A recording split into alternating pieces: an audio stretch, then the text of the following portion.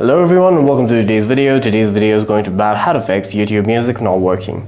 The first thing that you must ensure is that YouTube Music is available and ready to use in your region. After that, you can head over to YouTube Music on your device, tap on YouTube Music, YT Music, and then make sure that you're signed in to your account, as a sign out may sometimes be the problem that your YouTube Music is not working. The other thing that you must ensure is that you're connected to the internet. Try switching between your Wi-Fi and mobile data and toggling airplane mode on and off to rule out any network issues. The other thing that you must do is head over to the settings on your device, tap on apps, tap on YouTube Music, tap on storage and cache, and then clear the storage and cache of YouTube Music, as that may sometimes be causing the problem.